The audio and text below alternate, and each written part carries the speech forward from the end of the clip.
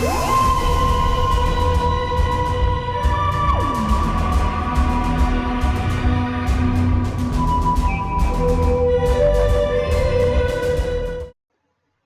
ladies and gentlemen, and welcome to Doctor Who Reviews.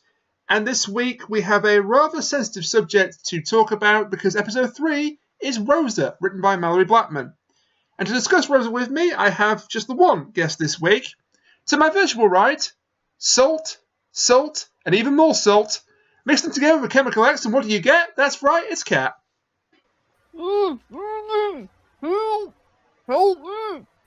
Yeah. Help me! He's got me trapped in here.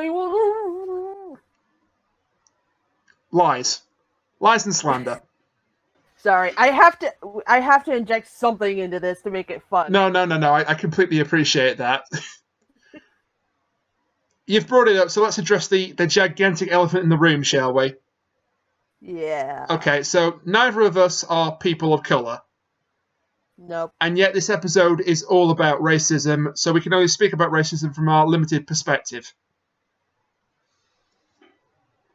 So if that's offensive to anyone, apologies. We're doing the best we can here. Yep. And if you do happen to have racist views, please send us an email at goexterminateyourself@gmail.com, where it'll be ignored. Yeah, probably ignored. And then tossed away into the trash, and probably will send you in there. We will be injecting some humour into this just to lighten the mood, if nothing else. Yeah, because, I mean, what else can we do? Yeah, and we're also going to have to abandon our usual topic structure, because it doesn't really work for this episode. It never works any episode. Well, true, but especially for this one. When have we ever stuck to it? Especially for this one. It's not that we don't stick to it. In this case, you can't. Yeah. Because of the aforementioned massive elephant. Yeah. So yeah, Rosa, this was co-written by Chris Chibnall and the children's author, Malorie Blackman. She's quite celebrated. She's pretty well known in this country. I don't know if she's well known overseas. Not that I know of. Yeah. She's best known, I think, for the book Pig Heart Boy, which was turned into a children's TV serial over here. Definitely never heard of that. It's about a boy that has a heart transplant, hence Pig Heart. And wow, really? Much more relevant to today's proceedings, she also wrote the Noughts and Crosses series, which is about a fictional dystopia exploring racism and segregation. Okay, so she has a history of writing this sort of thing. Yeah, you begin to see why she was perhaps chosen to pen this, or why she penned this to Chris Chibnall. They picked a good person to do it. Oh, I think she handled it really well. Oh yeah, she handled it beautifully. And the first person of colour to write a Doctor Who story. Awesome. Yeah. I kind of wish that there had been more in the past, but awesome. Because it's like, I'm American. I'm very, very American. And worst of all, I'm Southern American. So, I will admit that I've had an ancestor, at least one ancestor in the past, who unfortunately was a plantation owner. It's not something I'm proud of. It's not something I like. It's just part of my history. That's just it. That's all it is. Yeah. Yeah, I'm very glad you're here this week. Yeah. And I have seen racism before. We've said before, I have never been part of racism. I've never experienced it. I haven't even really experienced sexism that much, despite being a woman. That is not a hint to start, by the way. Just saying. So, when I was watching this episode, I was, for lack of a better word, uncomfortable. And I think that's the best thing about it, is that it makes you incredibly uncomfortable. And it should. Because in the end, while there was some embellishment, I believe, there wasn't as much as you would think there would be. Because people, especially in Alabama, people really acted like it. And that's the part that made me the most uncomfortable, was how real it was. Oh, it was super uncomfortable. I can only imagine what it was like for you, who you do live in America and you do know of the personal history. Oh yeah, it's like they said in the episode itself, it's still going on. And it's sort of like if someone took a humongous trout and just slapped you in the face with it over and over again. Just the reminder over and over that this is something that happened on almost a daily basis still. Not to the same level that it was in the episode and back then, but it's still a very big problem. Yeah. I mean, you bring up a very good point there. In fact, there was a rather poignant example just the day that the episode actually aired. There was an incident in Barcelona on a Ryanair flight where a disabled black woman was actually shouted at and verbally abused by a man, and eventually the staff got her to move. Not him, her. I also saw another news story about there was a man he was black, and he had started a garden project for his community, and apparently some women across the road from where the garden was didn't like that, so they sent incredibly false accusations about him, including rape, murder, pedophilia, and they basically got away scot-free. Yeah, I think that happens. That there have been instances of that happening in the past. Well, not even the past, is it? I mean, it's happening now. That's the shocking thing. It's not in the past. It really isn't. Like I said, it's not to the same level as it was before, where, there's strict segregation. They have, placards on everything stating, this is for white people and this is for colored people. It's not that level. And it's less socially acceptable, but I would say it's privately acceptable. I think nobody will outright state that they are racist. They will state that they don't like black people or Mexican people or Pakistani people or whoever they may be. Well, I think that's it, isn't it?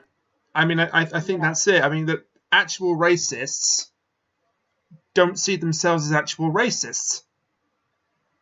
Yeah. They give themselves labels like, oh, we're not racist, we're nationalist, or things like that. Yeah.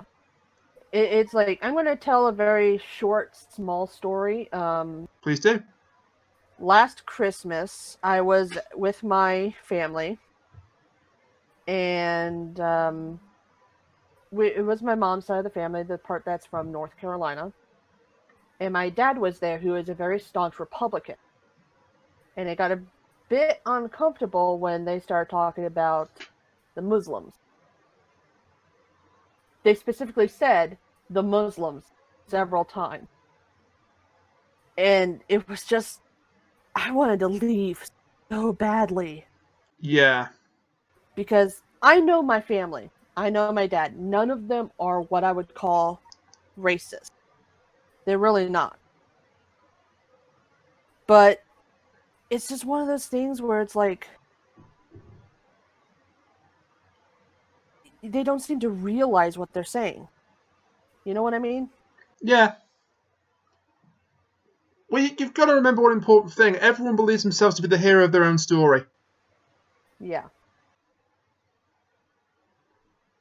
So, I think there are people that don't consider themselves to be racist, perhaps are not racist, but perhaps do have some, what we might consider, other people might consider racist attitudes. Yeah, like someone could state that they're not racist and, essentially be not racist, but they could hold certain stereotypes. And it's nowhere near as bad as in America, but we do still have a problem in this country with certain attitudes towards Muslims. And people believing, they're all terrorists or they're all doing these horrible things. When the truth is that the people that are doing that are in a very sizable minority, a very small minority. Yeah, and it's like one of the big points of American history, other than, the civil rights movement, is back in World War II, we imprisoned Japanese Americans just for being Japanese Americans. George Takei himself was one of the people imprisoned Indeed. in those camps. And I believe he has a book about it. I don't remember the title, but I believe he wrote a story. Yeah. Or maybe his stage play has something. I'd like to take things back a bit to the episode itself. Because I actually thought that Malorie Blackman handled the racism pretty much perfectly. There were at least three ways this could have gone south. If she tried to sugarcoat the racism, or imply that things hadn't improved at all in current times, or if they'd had, the worst I think would have been to have the Doctor or a companion or both directly influence Rosa Parks into making her stand on the bus. Yep. Or indeed her sit down on the bus. And I think that by making Miss Blackman part of the whole thing and having her write it, that really helped out with everything, because I'm not entirely sure if I don't know Chibnall. I don't know what he'd do. I don't know what he's like. I do know what he's done so far has been very good and very respectful, but there's still that off chance that he might accidentally, and that pertains to the private races that I mentioned before, where someone just doesn't realize what they're doing. Yeah. Well, it's funny you should mention that, actually, because it's recently come out that Chris Chibnall took the job as showrunner, and when he did, the first two things he pitched were, we're going to have a story involving Rosa Parks, we're going to have a story involving the partition of India. Ooh, oh, jeez. Oh, yeah, no. I'm not looking forward to that in 3 weeks' time, because if you think you're uncomfortable about this, ooh. Oh, boy. Ooh, colonialism. One about Canada being terrible, and then we have the whole trifecta. Yes, but Canada's not terrible, so Fresno's all right. That is true. He's the only one safe in all this. Those damn safe Canucks. But no, I thought she handled... And now they get the safe Doctor Who episodes. Don't go there, please. Privileged asshole. Cat, please. This is bad enough already. Don't bring Canadian privilege into things. Right. Going back to the writing of the racism. Some people, basically the Daily Mail, have criticised this script as, and I quote, white-hating. But it wasn't. That's because, the villain was a white man and all the white American characters were actively racist or they did nothing. But it's not white-hating, okay? That's a massive generalisation. As you said earlier, it made you feel uncomfortable, but you have to accept what happened in the past, because if you don't accept what happened in the past, you can't move on from it in the future. Yeah, I forget how the exact quote goes, but those who fail to remember history are doomed to repeat it. Yeah, pretty much. There's different versions of it, but that's exactly the phrase I was thinking of. And make no mistake, they did not sugarcoat this at all. I mean, Ryan gets backhanded by somebody in like the first 5 minutes. Yaz is mistaken for a Mexican and refused service at a diner. Oh, speaking of which, by the way, the line of the night goes to Ryan in that diner, by the way. Yes. We don't serve Negroes. He goes, oh, good, because I don't eat them. Brilliant. Yeah. Absolutely brilliant. I mean, at one point, I'm very proud that he did that he said that. On the other point, I was so terrified for them. Yeah. It was 1955 Alabama. Yeah, and bringing up Emmett Till, which was a real person. Him literally talking about a lynch mob. Yeah, they brought up Emmett Till, didn't they? And that's a real person. He really was killed. Yeah. So Blackman knows her subject. Yeah. Like, frighteningly so knows her subject. And it's like, honestly, I'm glad that they did that, because the more real names that they put in there, the more real that you make this, Yeah, and I the mean, more that you push this on people that was a real thing that happened, which is very important. the bus driver, we'll get to him, don't worry, but the bus driver, he was a real person. They used his actual name, James F. Blake. Yep. I don't know about Elias Griffith Jr., but it makes me think that because he's junior, he might have been a real person too. I believe he was. If you'll give me 1 second. Yeah, we can both Google this on our phone or something. That's not a problem. Yeah. Riveting No, dead air. he was made up for it. Riveting dead air. Elias Griffin Jr. No, the only thing that comes up is a TARDIS wiki link, so I don't think he's a real person. Yeah, no. But honestly, that's fine, because I believed he was a real person. He was the closest, I think, to what I would call a benevolent white person character. But then again, he didn't meet Ryan. That is He's perfectly friendly towards Yaz, again, though Yaz is in this weird sort of limbo where she's not considered coloured enough to sit in the coloured section, but she's still mistaken for a Mexican. Well, that I think is just, being ignorant. Yeah, but she doesn't get the brunt of the racism that Ryan does. No. And honestly, this is something that I found out that kind of also threw me off, is that it also depends on what shade of black you are. Oh, yes. And the fact that Ryan is played by such a dark man could have also contributed to exactly how racist these people were. Yeah.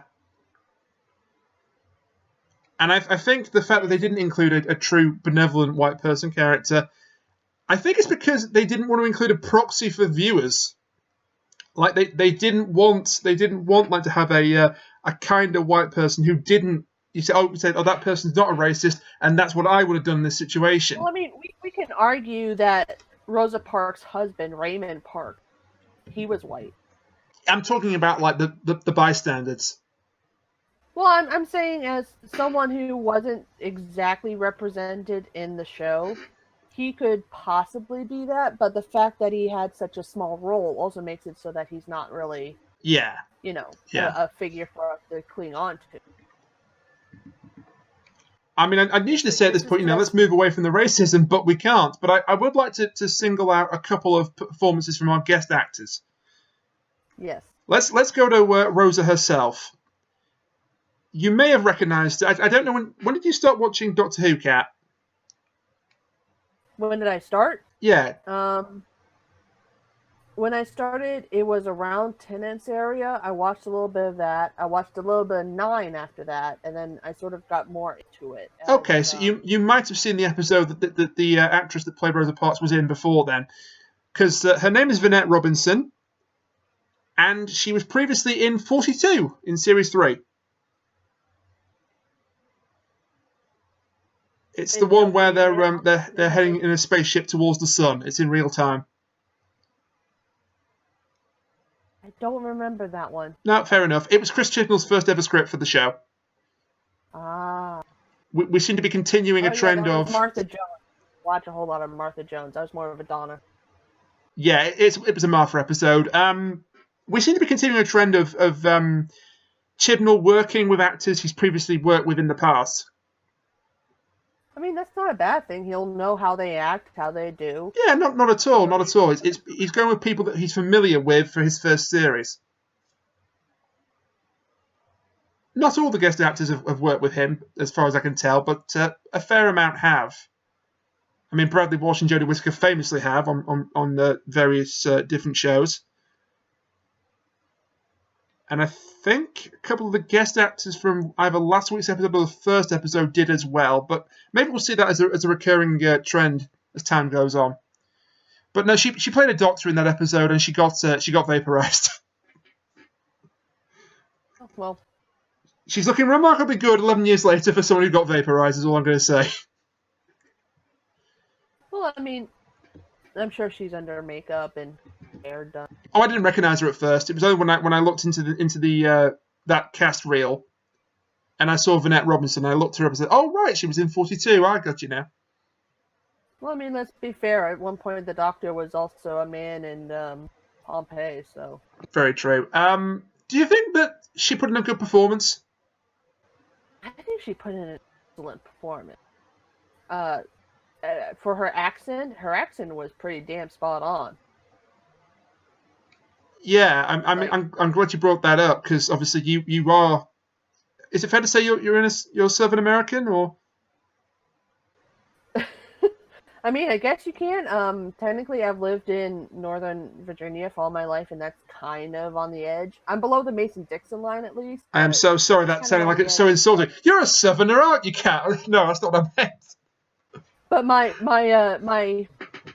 family is pretty much from North Carolina and further south. So the point is, you'd recognise a Southern accent when you heard it. So yes, that was very Southern. You think she was pretty much spot on. Southern. I kind of felt like I was at home, and then everybody started being racist. Like, ooh, no, okay, I'm definitely home. There were a couple of moments when I thought her voice sort of the accent sort of dropped a little bit, but that could just be my uneducated white British ear talking. I mean, I didn't really hear it drop at any point. She sounded like a moderately, exactly what she was, a moderately educated woman who lived in the South. And sadly, did not have all the same opportunities that people. Yeah. They did have to make her a very positive aspect character. Well, I mean, that's what... She is presented as the hero of this story, not the Doctor, not the companions. She is the hero. She is the hero, in my opinion. Yeah, and for an awful lot of people, she's a hero. But just talking in the context of the episode, she's the hero. And I feel like Blackman deliberately played up the fact that she was the positive aspects of her. Like, she's very polite even when people are shouting at Ryan. She's very proper. She's immaculately dressed. She's capable of talking people down. Yeah, she's the peacemaker. And I think they just they did that so that, when she finally takes her stand, when she finally refuses to move off that bus seat, she's had enough. You can just tell that she's had enough. That's that first encounter, by the way, because yet again, no cold open. That first encounter they had between her and the bus driver, I thought, oh yeah, they've obviously put that in to embellish the episode a bit. No, that really happened. Yeah. Same bus driver and all. Yep. He didn't recognise her 12 years on. And actually, she didn't recognise him because she vowed in 1943 after it happened that she would never get on a bus with him again. For good reason, because he threw her off it. Yeah, I wouldn't blame her. I wouldn't want to get back on that bus with him, and I'm not even black. This is not about blaming anyone, but as fate would have it, he was the bus driver both then and in 1955. So as I say, Malorie Blackman and Chris Chibnall, they really did their homework. They really did look into this to try and give us the most accurate depiction that they could. Even the dialogue was accurate to how Rosa Parks recounted it years later. What is it she says when she's arrested? When he says, if you don't move, I'll have you arrested. She says, you may do that. Is it you may do that? This was such a good episode. I mean, it was. God. It wasn't a comfortable one to watch. It was a good episode. Like, it got more comfortable as I settled in and started learning more about Rosa herself. Yeah. Talking to her, she made it better. Did you know that she wasn't actually the first woman to be arrested for sitting in on a bus, though?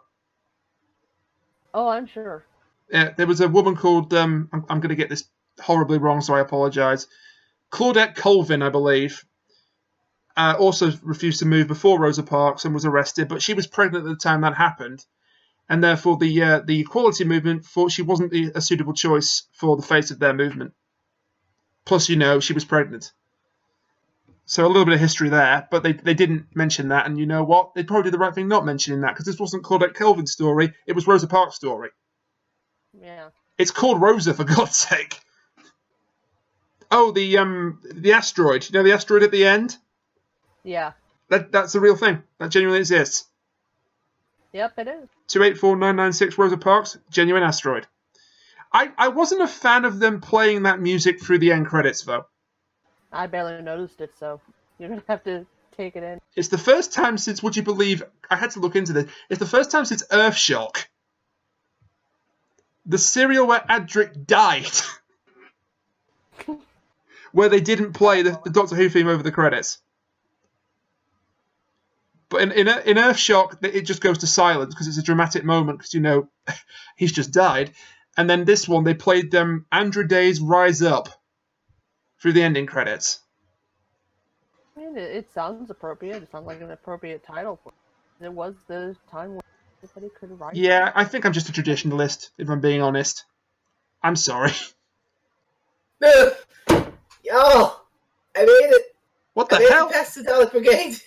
Fresno? Hello. Holy shit, you're alive? I thought you were dead, buddy.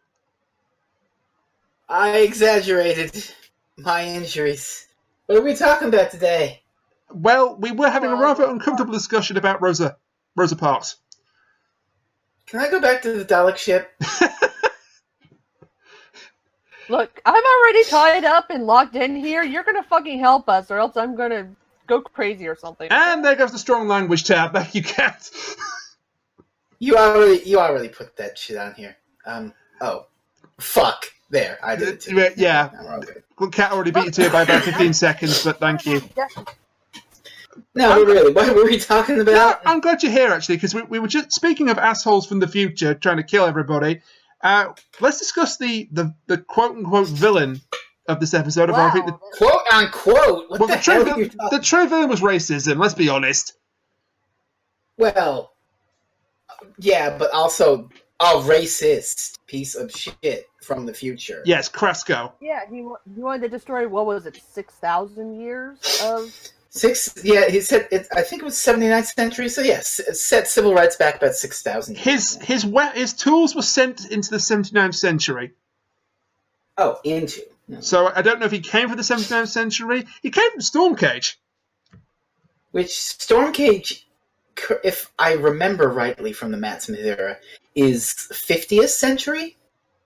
At least when River was there? When River was there, yeah. I mean, it could have existed for centuries after that. Or before Anyway, this piece of shit, this fine piece of motherfucking work. There's a lot you can say about him. Well, he's one-dimensional, isn't he? But I think intentionally so. Yeah, but critiquing him is this entire weird sort of thing. It's like, on the one hand, he's one-dimensional and all of that. And on the other, And you how kind many of times can you call him a dickbag before it gets old? I'm sorry? What was that, Cat?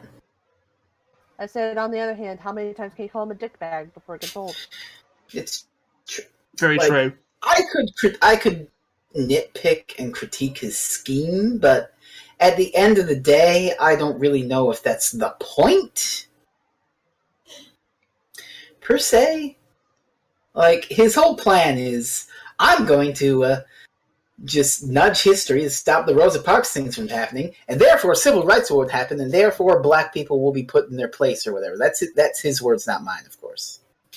He didn't say it outright like that, but yeah, that's basically it. That's basically the idea, but now you can nitpick this as a... Use the words, your kind. So. Ooh, Jesus. Yeah, that was a bit... Seeing as we assume Klasko to be human, it's kind of obvious one. I mean, well, yeah, that's kind of the point, ain't it?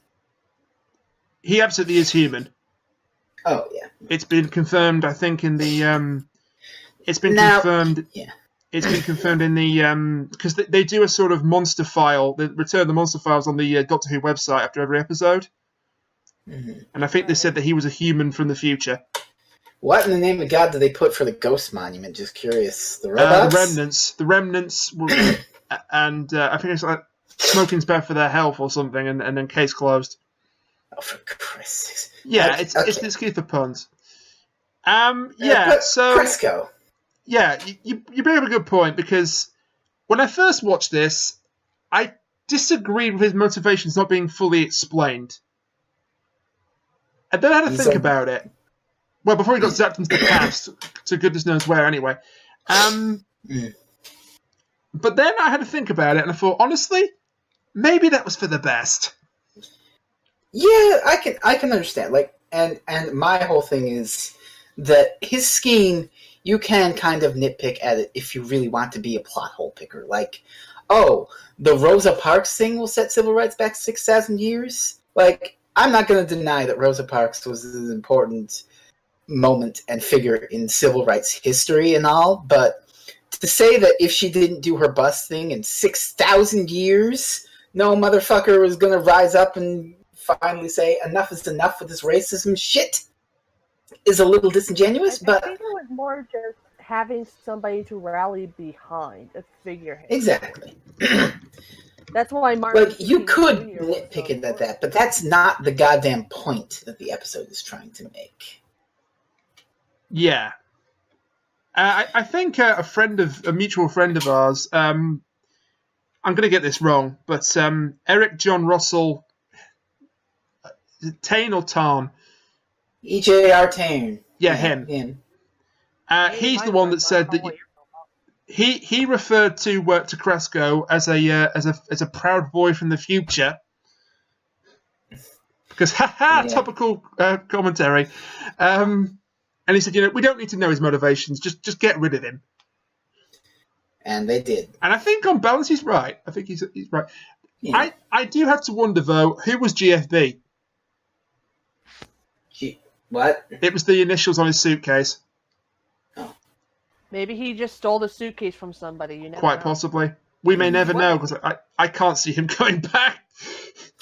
I don't want him to come back. Let him let him get eaten by a pterodactyl. Unless... Go on, Kat. With regards to his motivations and everything, racism itself doesn't really have motivation most of the time. It's not there. Rational, per se, like air quotes. Yeah, because I mean, racism is solely based on the levels of melanin someone has in their skin. That's it. Yeah. And it's like, there is no rationale to racism. Like, if someone was badly hurt by someone and they happen to be extremely afraid of that certain type of person, that's kind of a rationale, because that's, a reminder of what happened. Now, if you decide to apply that to literally, say, all black people, or all Hispanic people, or all Muslim people, then that becomes racism, and that becomes unfounded. And that's what we have here, is just, racism is unfounded, so therefore we don't need to know his motivations, because in the end it doesn't matter. No. I will say though, that it's a little depressing and almost nihilistic in a way to make it canon that in the far-flung future of Doctor Who, when humanity's supposedly gone among the stars and all this, there's still going to be people who hate black people enough to want to go back in time and set their rights back by thousands of years in a convoluted time travel paradox history-changing scheme. To which I would reply that time is always in flux in Doctor Who. That's true, too. Well, I mean, I would like to think, I can easily headcanon in the way that Cresco, the shitty proud boy, is one of a tiny, tiny minority of gross racists who live in the far-flung future of the Doctor Who universe. I mean, let's be fair, we have Captain Jack, who would fall in love with literally anything and everything. That's true, yeah. So, I'd like to think that the future is full of more Captain Jacks than Crescos. Yeah. And I also want to say, also in regards to his motivations and stuff, I kind of wasn't happy that I was just, he's racist. That's it. He's just racist. There's another thing, is that he's, for a man who has literally risked everything to go back in time to set racial civil rights back by thousands of years, he is remarkably chill about it.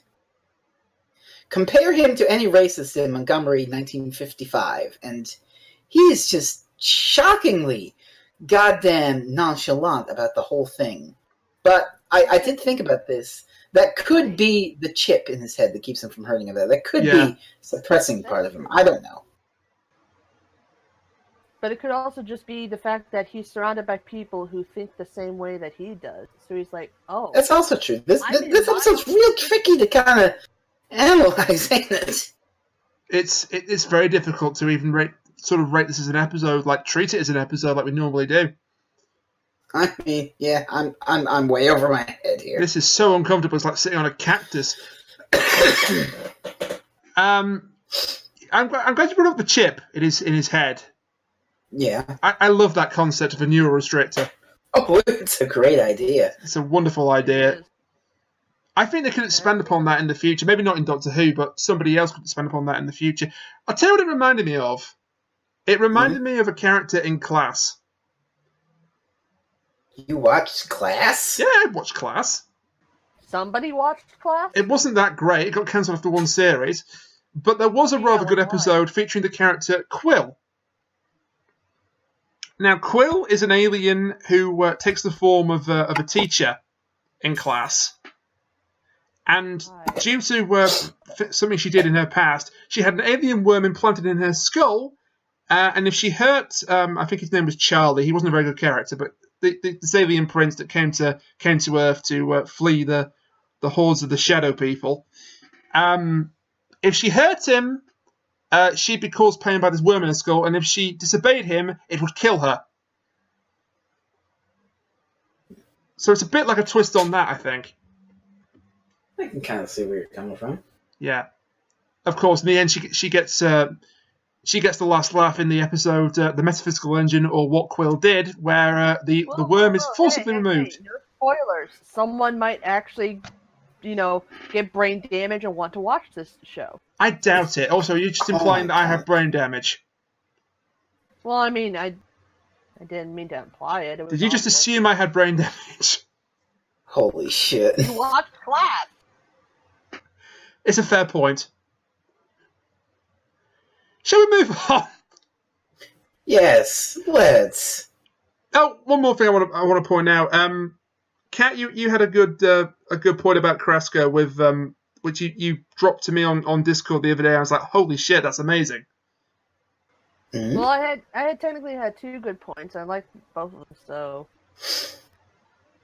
But my first one was that when the episode began and we first met him, I thought that he honestly was going to sell Rosa Parks as a moment in time. Oh, God. So someone could own that moment of history, and that would also call back to, the basic idea of slavery and tie into the whole theme of racism as well. That would be very Captain Jack as well.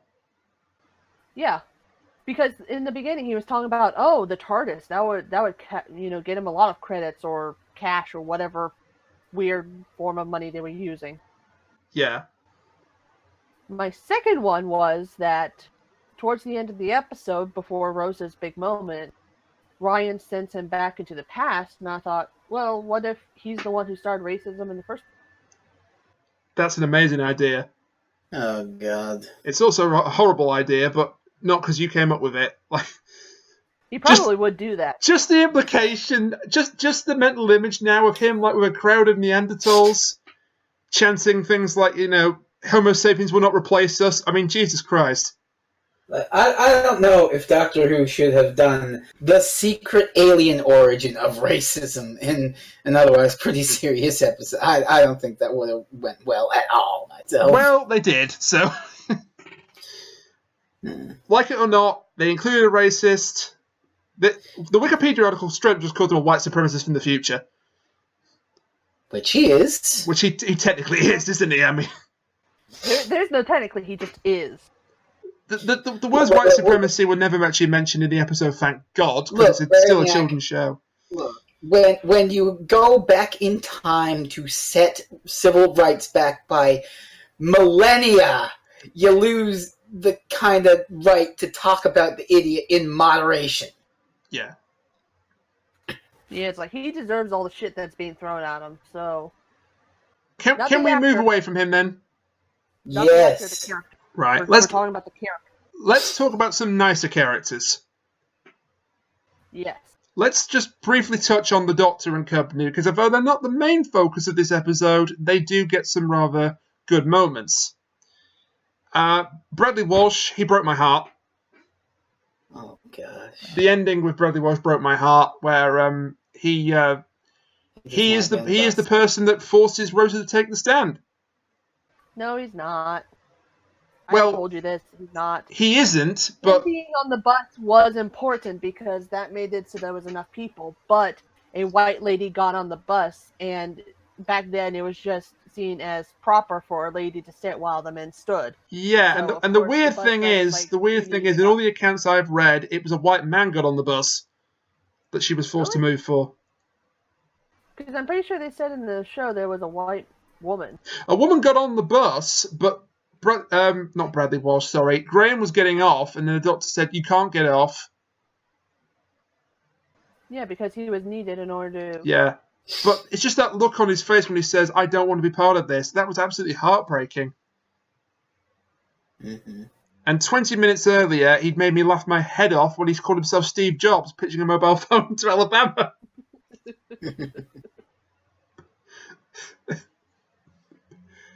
I had a horrible feeling when that bus scene played out, by the way, that they were going to go even further.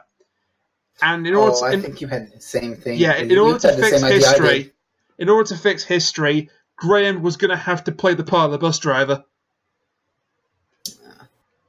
That would have been too much. That would have been awful. Yeah. Drakus loved the idea, but he would. God. I can see his point of view, because he said, but that would have given him something actually to do in the story beyond just being passive and letting it happen. Story. And I said to him, well, yes, it would. It would also break all our hearts into a billion pieces if they're not already broken already. So I'm glad they didn't do that. The guilt, by the way, on Jodie Whittaker's face in that bus scene, oh my god. Chills. If I could talk a little bit about that scene for just a moment. Please do. I believe that there are 3 ways you could look at this scene. And any one of them could be right, any one of them could be wrong. Honestly, it doesn't matter. I think it's pretty much just your opinion of what you think it is. Now, I'm not Chibnall, I'm not Miss Blackman. I don't know what they intended by having those 3 stay there. But I saw it 3 different ways. The first way was the idea that, you can have white allies trying to help fight for people of color, but in the end, they need to not talk, and they need to let the people who are affected by all this stand up for themselves and do what they need to be. Doing what they need to do, be who they need to be. The second way I saw this was that sometimes when it comes down to the wire, sometimes you have to be the bad guy. Yeah. So, they needed to stay there and sit there and be a roadblock in order to help out. And it also shows that you can be a roadblock by complete accident as well. And not mean to be one, but you are one. And the third way that I saw was that, if I can remember what it was now. The third way I saw was just that, they were just there. This is just something that happened. Yeah. The only reason that the duo put them in there at all was just so that they would have a part in the episode's big moment.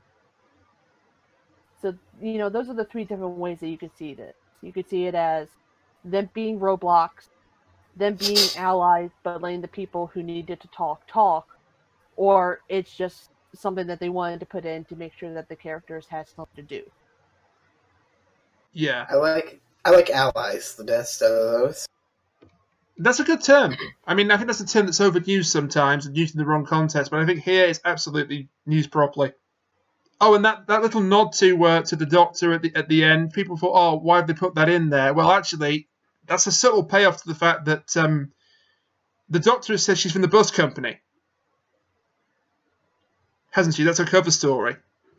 Mm-hmm. So you can interpret it that the nod is that she now knows because somebody who's part of the bus company saw the scene play out,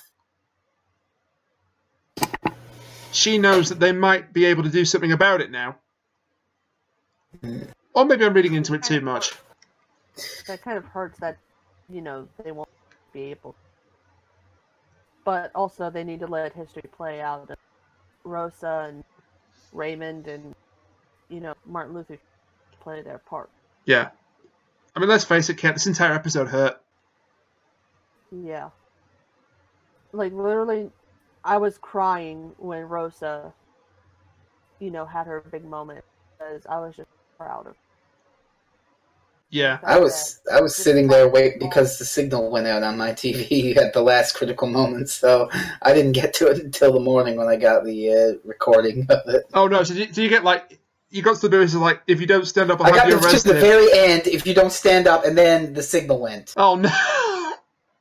I'm not kidding you either. I had a similar thing. My recording, because I couldn't watch it live because there was a Formula 1 race on at the time. My recording cut out the last 5 minutes.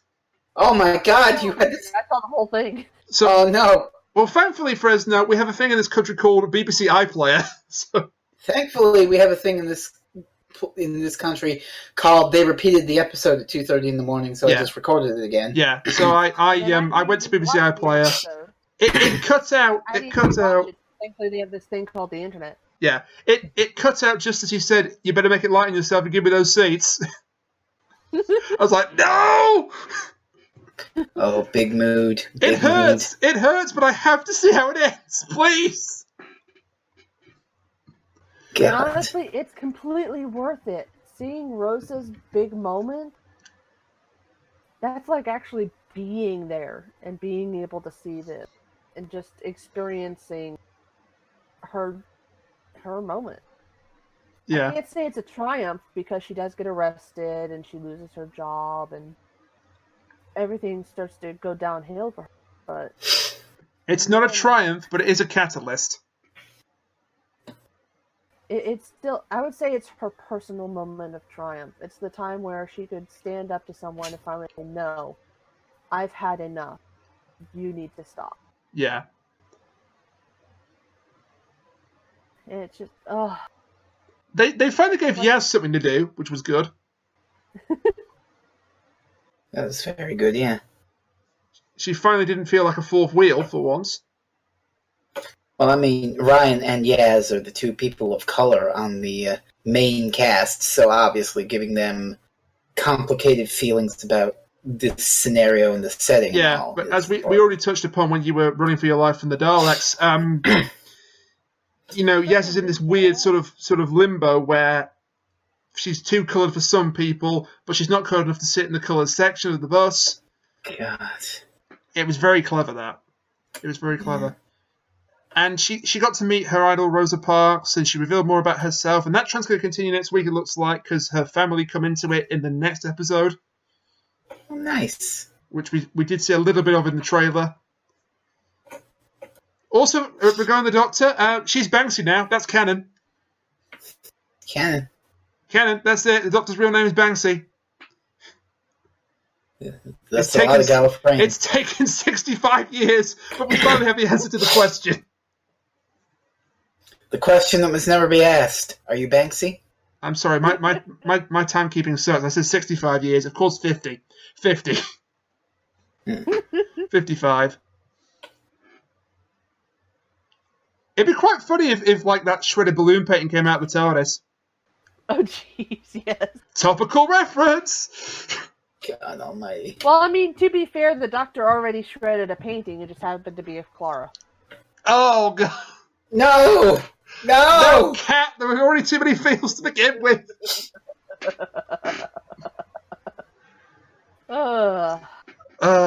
That felt good. Yeah. Shall we end this while we still feel like we've still got a modicum of our souls left?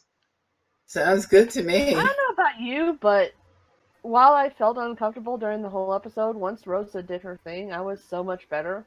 Oh yeah, it was a perfect payoff to that, and I don't think us feeling uncomfortable or the audience feeling uncomfortable was a bad thing. Oh God, no! That's what made this episode really stand out to me. Oh, As an completely. episode, I mean, are we just going in order here, or do you want to go first? Or You came in late to the party, so please give us your overall thoughts first.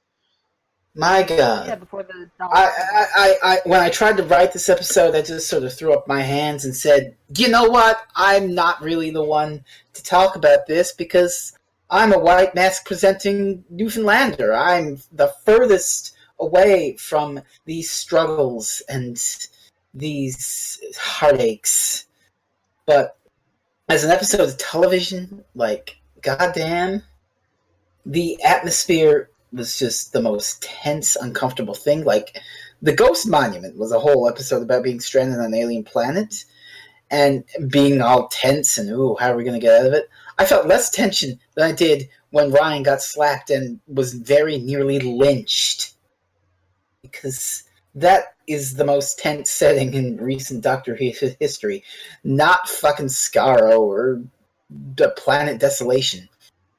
But racist-ass 1950s Alabama is the most dangerous place I can think of on Doctor Who in recent memory. And it was uplifting, but, you know, it's also sort of bittersweet in a way. It's just a really sad, uncomfortable thing that does need to be talked about, and I'm glad that they showed it. And I'm glad that people of color did enjoy the episode. And I really sort of defer to them on any other sort of opinion on it. I thought it was fine, but honestly, my opinion of it doesn't really matter, because this is not my struggle. Very well said. Kat, your thoughts? As someone who lives in an area where I may not see it every day, but I see racism a lot, there's a lot that I can say about it. Especially with all the stuff that happens in my country, just in general. You know, Black Lives Matter, all the Ferguson stuff, you know, just all the things that go on in, like, Charlottesville and everywhere. I can say a whole lot about racism. But like Rose said, it's not my place to say everything. The most I'm willing to say is I would love to stand beside any person of color and tell somebody to stop, and then that's it. Everything else is their thing to say. And since this episode came from a person of color, you know, Miss Blackman, kudos. You have managed to make an episode that not only perfectly describes racism to some people who may not have known about it or experienced it, and you just did an amazing job with, you know, describing how it was back then, how, you know, horribly these people have to fight against this sort of thing. And that, I think, is what people need more in this world. It's just more of this representation, more of, you know, the harsh truth and reality of what goes on. And while we may not be at that level anymore, the fact is that we still have, you know, a huge amount of racism that goes on, you know, of any person of color. And one of the things that I want to compound on with what Prez said about this feeling the most tense, I think it's because most of the time when you are in a Doctor Who episode, you know that the Doctor is going to be able to get people out of it. You know that he or she, depending on which Doctor you're watching, are going to go in and be able to talk their way out or figure their way out or sonic their way out, whatever it's going to be. Here, there is no rationalizing with someone on that level of sheer hatred. If they're going to do a lynch mob, there's not a whole lot that you can do to calm down a mob, especially since they were just about ready to, you know, kick out the Doctor herself and Graham. and they're white. Just because they're associated with Ryan. And that's what I think that this episode is about. It's about showing how relationships interact, how you can help, and how, people of color can stand up for themselves and be everything that they need to be in that moment. Yeah. Yeah, very, very well said, Kat. Very well said indeed. Yeah, now that I've had my soapbox moment, I can step down onto a slightly smaller soapbox and say that this was a beautiful episode. It was perfectly uncomfortable. It was beautifully written. The characters, I liked all of them, except for the ones you were supposed to hate, which I hated them perfectly. And during the whole episode, I felt this terror that I usually don't feel during a Doctor Who episode, where I was just absolutely terrified that something bad was going to happen to Ryan. And that was perfectly done. So, you guys did an amazing job. Yeah, I concur. I don't think there's much more I can add to what you've both said. I'll just say this. I don't know if I can consider Rosa an enjoyable episode, but my God, was it ever a powerful episode. And it was a very welcome reminder, I think, especially, what's going on in the world right now. If you look at the political climate, you look at things that are happening in the UK, in the US, over in the Middle East, that, we cannot and we should not ever forget history. Can I interject for one moment here? You may. A bit of unfortunate serendipity.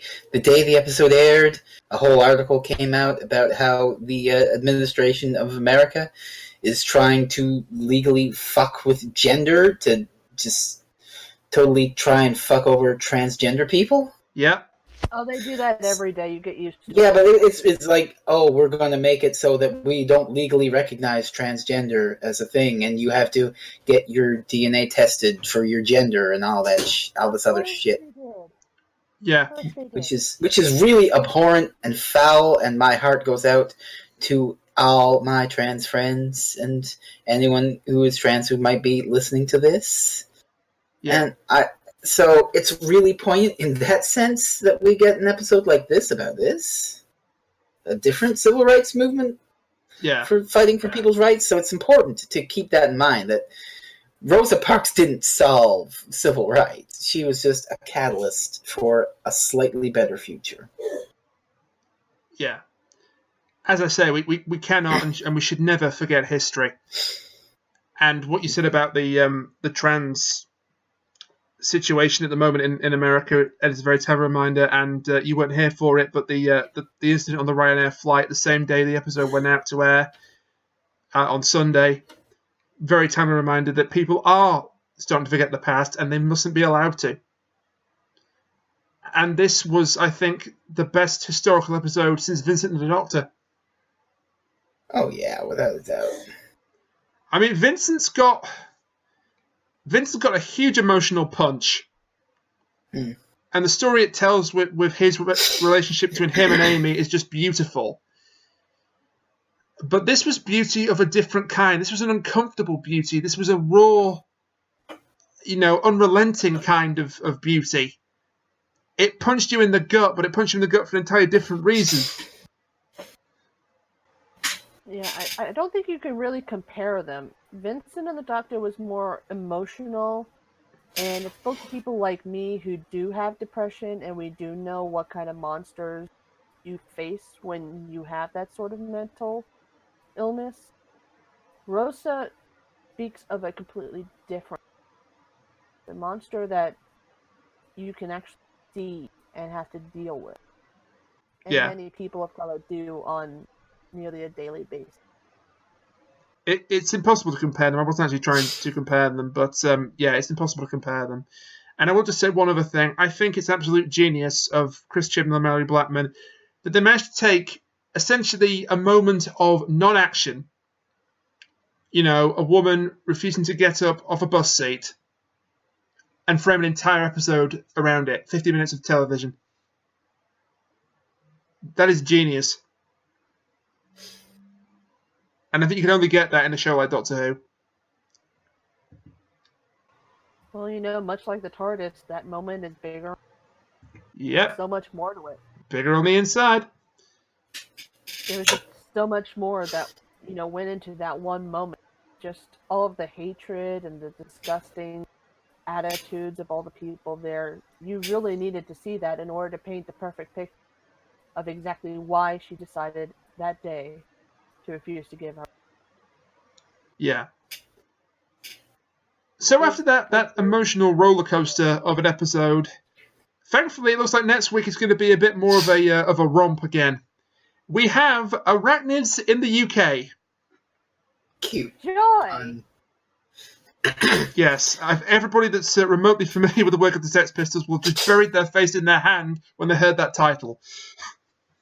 Oh no, I'm burying my face in my hands for an entirely different reason, specifically my arachnophobia.